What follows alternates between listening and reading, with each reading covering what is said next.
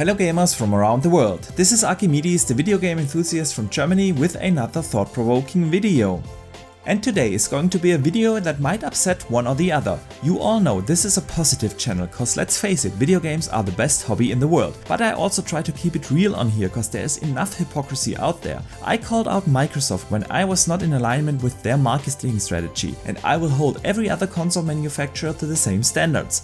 And before we go into the juicy details of what I am talking about, I want to put it out there for all the fanboys who are already taking out the pitchforks and coming after me cause they don't want to hear something negative about their favorite brand. I have been gaming for more than 30 years now. I have bought over 40 different consoles and handhelds in my life, and I was a multi-consolero before Microsoft and Sony were even in the gaming industry. Now this is not the usual console war video, but an opinionated take on Sony's latest behavior by a fan of video games. So what am I talking about? On September 16th, Sony had a big PlayStation game showcase, presumably the last big show before the launch of the new console, on November 12th or 19th, depending on where you live. And this is not a highlight video. If you want to find out what they have shown, you can find a lot of in-depth videos on YouTube. During the event, they showed a bunch of cool games like fantastic looking gameplay for Spider-Man Miles Morales, a trailer for Final Fantasy XVI, a Harry Potter game called Hogwarts Legacy, which looked great and was a surprise to me that it's been shown, cool looking gameplay from Demon's Souls Remaster, and a teaser of a tease for God of War 2. And finally we got the price of the console and the launch date. So it was a good show, no complaints so far, but the debacle started right after the show,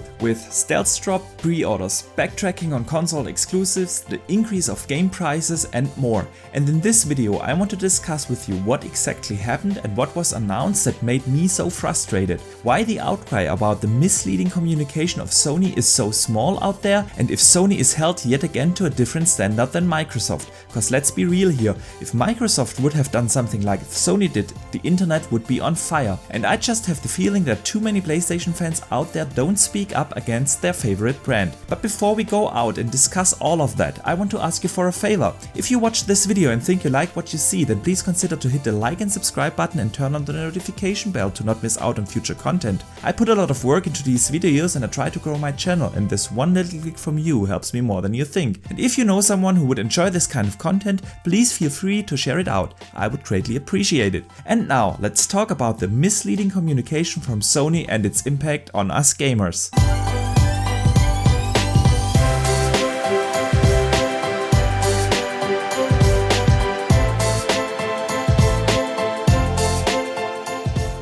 Well, like I said in the intro of the video, Sony's game showcase was good, and that's why they probably wanted to bury the ton of negative news in the hype of the show afterwards. But what exactly happened? I start with the biggest debacle in my opinion, and that is pre-orders. Let's go back a bit. During the Summer Games Showcase, Eric Lampel, head of PlayStation Global Marketing, told his good buddy Jeff, who was probably dreaming about the PlayStation 5 controller at the time, that they would inform us gamers, and I quote here, plenty in advance, plenty, when pre-orders go up, not just minutes before. And now we are at the big PS5 game showcase, again presumably the last show before the console comes out, and the whole show went by without them mentioning pre-orders at all. But only about 2 hours later they stealth dropped the pre-orders, and within minutes everything was sold out. Here in Germany it was about 1 AM in the night when the pre-orders dropped. And when I woke up at 6 AM, of course every unit was sold out. This is the first time I can remember that I probably won't have all the consoles at launch, and I am beyond disappointed in Sony, and I was not the only one. So this was the first lie from Sony that day. Is it too much to ask to keep the promise and tell their loyal fans like myself when the pre-orders go up? I would have set my alarm to 1 AM if that was the time when they go up, but they need to tell their customer just like they promised, cause let's face it, many of the consoles are now on eBay and pre-orders did not go to the fans, but to scalpers that want to make a quick buck. And I have heard many statements like, Sony is not to blame, it was the retailers' fault because they started to sell early. But guys, there is no need to sugarcoat this. If Sony would have communicated it clearly with a time to customers and retailers, and if they would have respective contracts in place that do not allow to sell the PS5 earlier, this would not have happened like this. And I don't understand the fans defending Sony like this, but we get to that later. Of course, it could also be a complete marketing scam from PlayStation, making available units rare and therefore generating more desire to get one, but whatever it is not for the players. And that brings me to lie number 2 from Sony. At PlayStation they believe in generational leaps. Yeah my friends, they do.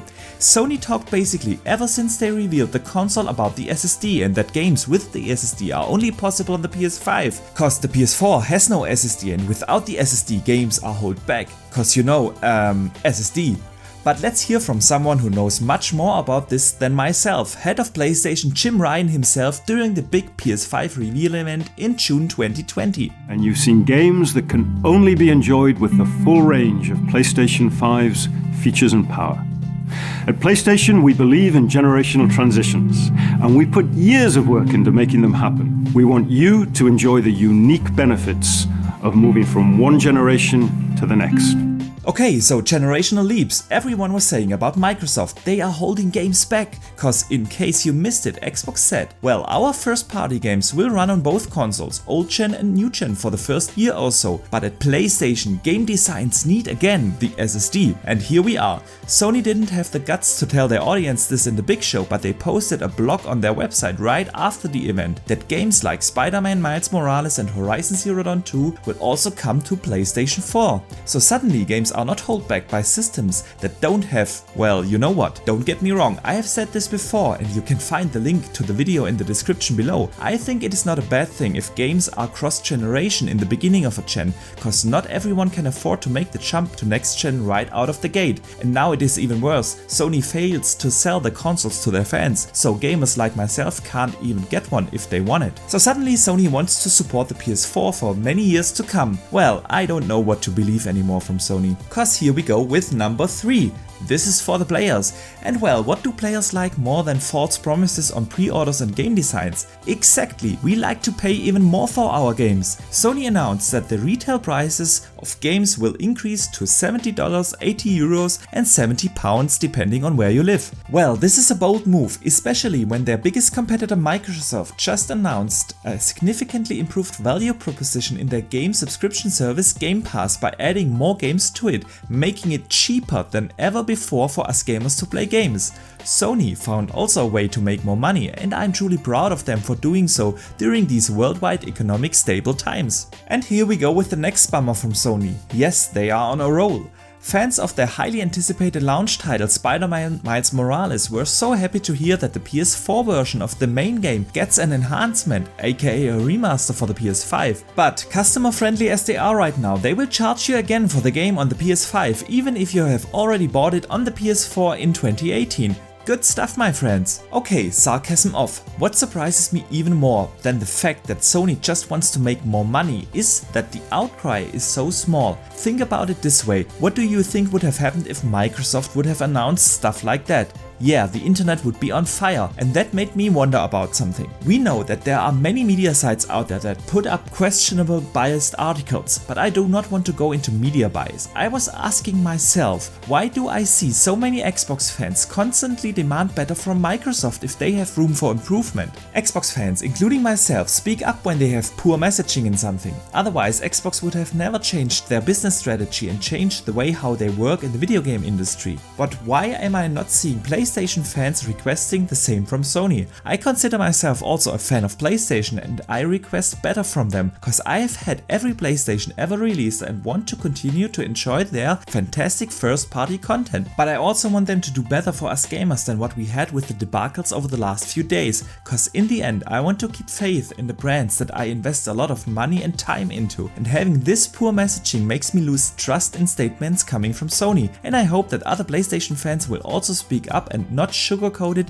when Sony can do so much better. And with that, I hope you enjoyed the video, and if you did so, please do not forget to hit the like and subscribe button as well as the notification bell, and consider sharing this out to other gamers. I would greatly appreciate it. And let me know in the comments below, what do you think about Sony's behavior? Why do you think gamers are not speaking up against Sony? And besides here on YouTube, you can also hit me up on Twitter, where I share a lot of opinions and gaming discussions. But for now, thank you very much for watching, I see you the next time, and game on!